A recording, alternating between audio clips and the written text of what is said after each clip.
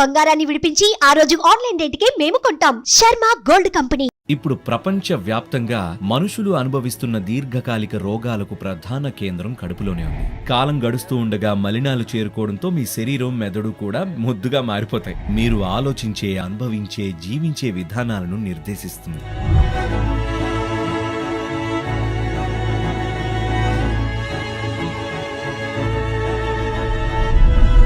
నాకు ఒకటి తెలుసుకోవాలనుంది. మీ దృష్టిలో మంచినీళ్ళ ఉపవాసం లేదా ఎక్కువ కాలం ఉపవాసం చేయడం... చూసారా, తను నేరుగా ఆహారం వైపు వెళ్ళిపోయింది. సరే, ఉపవాసం అంటున్నారు, ఆహారం కాదు, మంచిదే.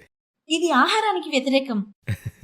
దాన్ని తీసుకోకపోతే కలిగే ఉపయోగాల గురించి, ఆరోగ్యాన్ని సరిచేసే పద్ధతి, ఆహారంతో మనకున్న సంబంధాన్ని మరింత మెరుగుపరిచేందుకు మార్గం ఏదైనా ఉంటే చెప్పండి.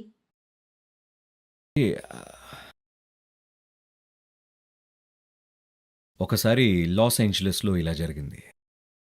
ఒక కార్డియాక్ సర్జన్కి తన ఫోర్డ్ మస్టాంగ్ అంటే చాలా చాలా ఇష్టం ఉండేది. ఆ కార్ అంటే అతనికి చాలా ఇష్టం అండి. అదంటే అతనికి చాలా గర్వంగా ఉండేది. కానీ ఒకనాడు అది కాస్త ఇబ్బంది పెట్టింది.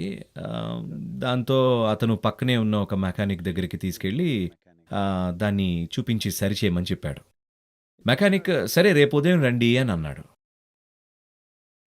మరుసటి రోజు ఉదయం అతను హాస్పిటల్కి వెళ్లే ముందు అక్కడికి వెళ్ళాడు. కానీ అది రెడీ కాలేదు. అప్పుడు మెకానిక్ అన్నాడు, సాయంత్రానికి చేసిస్తాను రండి అని అన్నాడు. అప్పుడు కూడా అది సరికాలేదు.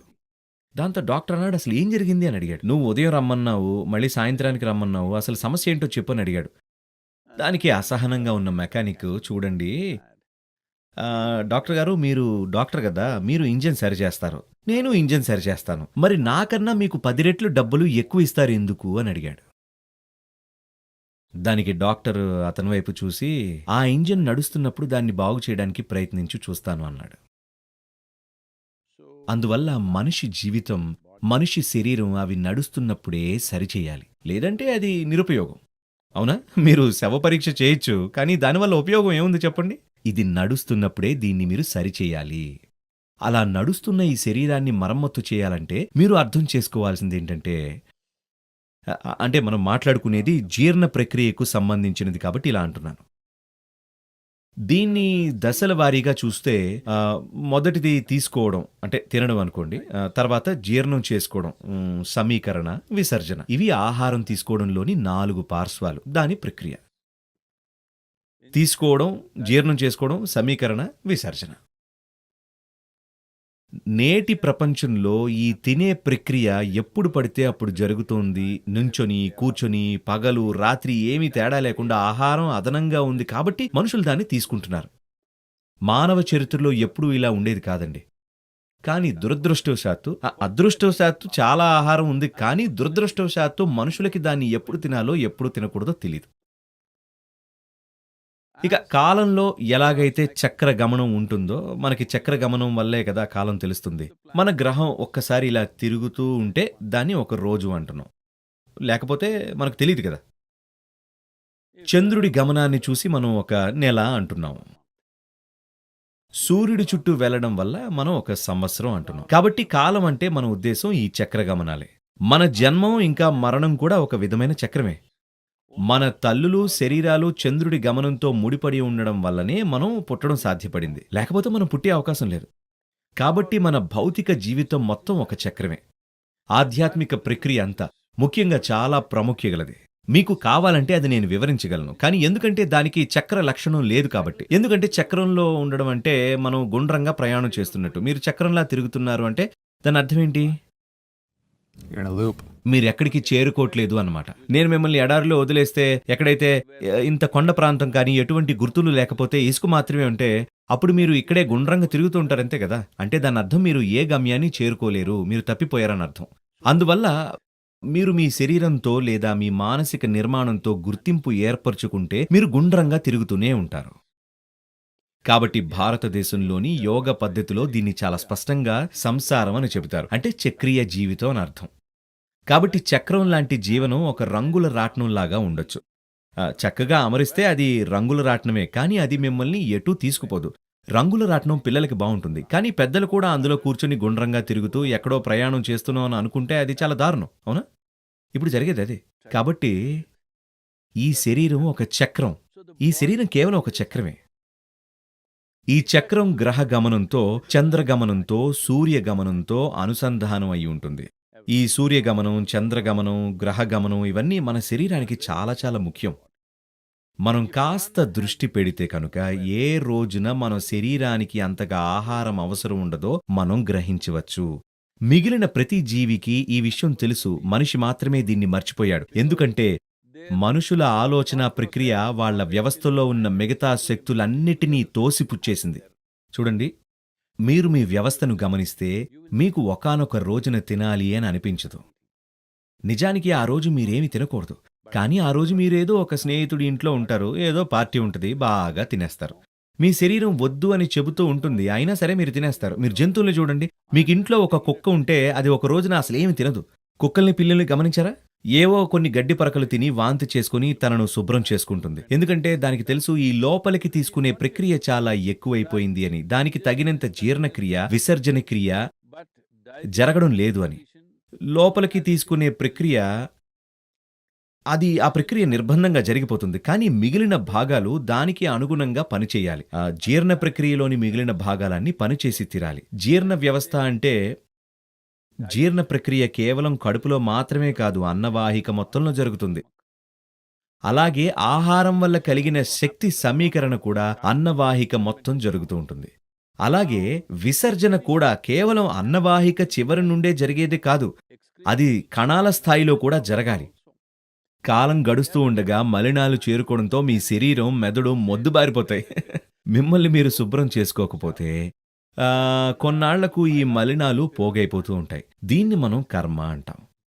ఎందుకంటే అది పోగుబడ్డప్పుడు మీరు ఆలోచించే, అర్థం చేసుకునే, అనుభవించే, జీవించే విధానాలను నిర్దేశిస్తుంది.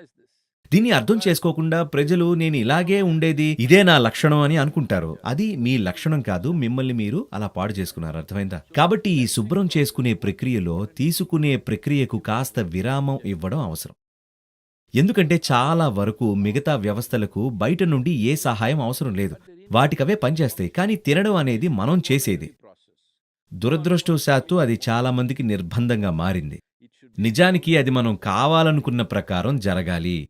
నాకు అవసరం ఉన్నప్పుడు తింటాను, నేను ఇప్పుడు తినాలి అని నిర్ణయించుకున్నప్పుడే నేను తింటాను. నేనెప్పుడు తినాలో నా చెయ్యి నిర్ణయించదు. ఏదైనా కనపడగానే ఇలా మనుషులందరూ ఇలాగే చేస్తున్నారు. నాకు తెలిసి మీ పక్కన ఒక మంచి చాక్లెట్ డబ్బా పెడితే చాలు, మీ చెయ్యి వాటిని అలా అలా తినేస్తుంది. మీరు కాదు, మీ చెయ్యి తీస్తుంటుంది. కాబట్టి తినడం అనేది ఎరుకతో జరగాలి. ఆ ఎరుక రావడానికి చాలా పద్ధతులున్నాయి. వాటిలో ఒకటి ఉపవాసం. అన్నం ఇంకా నీరు తీసుకోకుండా ఉండడం వల్ల మీ వ్యవస్థకు హాని జరిగే అవకాశం ఉంది. మీ వ్యవస్థను తగిన సాధనలతో బలోపేతం చేయాలి. మీరు చేయగల తగిన సాధనలు ఉంటే మీ శరీరానికి ఆహారం అవసరం తగ్గిపోతుంది. చూడండి, మనకి వచ్చే శక్తి కేవలం ఆహారం నుండి రావడం లేదు. సూర్యరశ్మి, గాలి, నీరు. నిజానికి యోగ పద్ధతిలో చూస్తే కనుక మీరు మీ వ్యవస్థను గనుక సరిగ్గా ఉంచుకోగలిగితే మీకు 60 నుండి 70% వరకు శక్తి కేవలం సూర్యకాంతులు, గాలి, నీటి నుండే రావాలి. మిగిలిన 40% ఆహారం నుండి రావాలి. అప్పుడు సహజంగానే మీరు తీసుకునే ఆహార పరిమాణం చాలా వరకు తగ్గిపోతుంది. మీకు నేను నా గురించి చెప్పాలి. చిన్నతనంలో నేను చాలా ఎక్కువగా తినేసేవాణ్ణి. కానీ నేను లావు అవ్వలేదు, ఎందుకంటే నా శారీరక చర్యలు చాలా ఎక్కువగా ఉండేవి. కానీ నేను తీసుకునే ఆహారం అప్పటితో పోలిస్తే 10వ వంతు లేక అంతకన్నా తక్కువ ఉంటుంది. నాకు 19 ఏళ్ల వయసున్నప్పటి నుండి ఇప్పటి వరకు నా బరువు ఒకటే. అదే బరువు. అప్పుడు ఎంత బరువు ఉన్నాను, ఇప్పుడు కూడా అంతే. ఒకటే తేడా ఏమిటంటే అప్పుడు బరువంతా నా భుజాలపై ఉండేది. ఇప్పుడు గురుత్వాకర్షణ వల్ల అనుకుంటా కాస్త కొంచెం కిందకి జారిపోయింది ఇక్కడ వరకు. కానీ నేను బాగానే ఉన్నాను.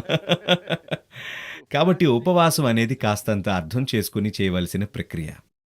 మనకి ఆ గ్రహణ లేనప్పుడు భారతదేశంలో చంద్రగమన ప్రకారం 11వ రోజున మీరు ఉపవాసం చేయాలి అని చెప్పారు. మీరు పూర్తిగా ఉపవాసం చేయలేనప్పుడు తేలిగ్గా ఉండేవి తీసుకోవచ్చు. పలహారం అంటారు దాన్ని. అంటే మీరు కేవలం పండ్లు తిని ఉండాలి. ఎందుకంటే పళ్లలో 90% నీరే ఉంటుంది కాబట్టి. అంతేకాదు, మీరు నీటిని తినాలి, తాగకూడదు. యోగ పరిజ్ఞానం అదే చెబుతుంది. వీలైనంత వరకు మీరు నీటిని తినాలి. మీరు ఆహారం తీసుకునేటప్పుడు దృష్టి పెట్టండి. ఆహారంలో నీటి పరిమాణం ఎంతుందో చూడండి.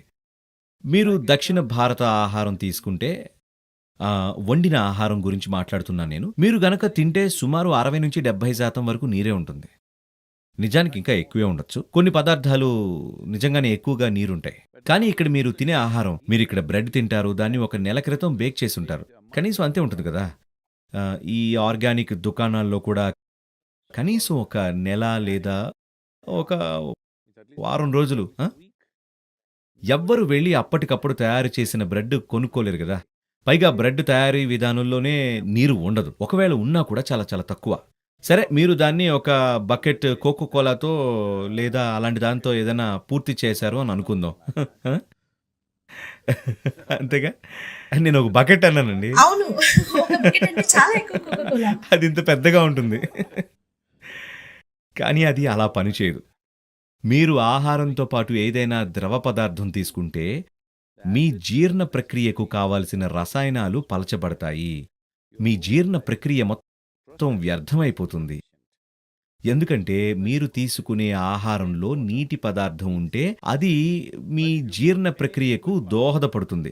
దానికి తోడు మీరు ఏ ద్రవ పదార్థం తీసుకున్నా ఆహారం ఈ కడుపులో ఎక్కువసేపు ఉండిపోతుంది. యోగ పద్ధతిలో ఇంకా జీవన విధానంలో మాకు ఇది చింతించే విషయం. మాకు ఆహారం ఎప్పుడూ కడుపులో 2 లేదా 2.5 గంటల కంటే ఎక్కువ ఉండకూడదని మేము అనుకుంటాం. మేము ఏమి తిన్నా, ఎంత తిన్నా 2.5 గంటల తర్వాత అది కడుపు నుండి వేరే భాగాలకు వెళ్ళిపోవాల్సిందే. అది గనక అక్కడే ఉంటే అది మీలో అలసట కలిగిస్తుంది, మీ అవగాహన శక్తిని తగ్గిస్తుంది, మీ అవగాహన స్థాయి, దాని తీక్షణత తగ్గిపోతుంది లేదా పోతుంది. అది మీరు గనక కోక్, కాఫీ లేదా ఇతర ద్రవ పదార్థాలతో లేకుండా ఆహారం తీసుకుంటే మీకు అలసట అనిపిస్తుంది, శక్తిహీనంగా అనిపిస్తుంది. చాలా మంది దాన్ని ఒక సంస్కృతిగా మార్చేసుకున్నారు. మీరు భోజనం చేశాక కాసేపు పడుకోవాలనిపిస్తుంది. అదెలా అంటే మీరు గ్యాస్ స్టేషన్కి వెళ్ళి గ్యాస్ నింపుకున్నారు, కానీ మీరు బండిని స్టార్ట్ చేయలేరు అన్నట్టే ఉంటుంది. ఎందుకంటే ట్యాంక్లో గ్యాస్ ఉంటుంది కదా, అందుకే. అది అక్కడ విషయం. కాబట్టి జీర్ణ వ్యవస్థ సంపూర్ణ నైపుణ్యంతో పనిచేయాలి అనంటే, ఎందుకంటే మనుషులు ఇప్పుడు ప్రపంచవ్యాప్తంగా అనుభవిస్తున్న దీర్ఘకాలిక రోగాలకు ప్రధాన కేంద్రం కడుపులోనే ఉంది. అవును, చాలామందికి అది బుర్రకి మారుతుంది అనుకోండి, కానీ ముఖ్యంగా చూస్తే ప్రధాన కేంద్రం కడుపులోనే ఉంటుంది. ఏమి తింటారు, ఎలా తింటారు అనేదే ముఖ్యం.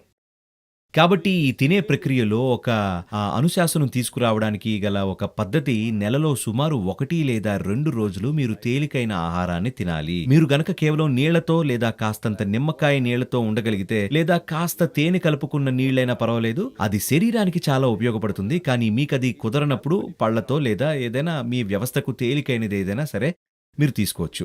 దీని ఉద్దేశం ఏంటంటే, జీర్ణ ప్రక్రియకు, శక్తి సమీకరణకు ఒక విరామం ఇస్తే మీ శరీర ఇతర భాగాలు కణాల స్థాయిలో విసర్జన ప్రక్రియను పూర్తి చేస్తాయి. ఇలా అశుద్ధాలన్నీ తొలగిపోవాలి. On the cellular level, it must throw out all the impurities.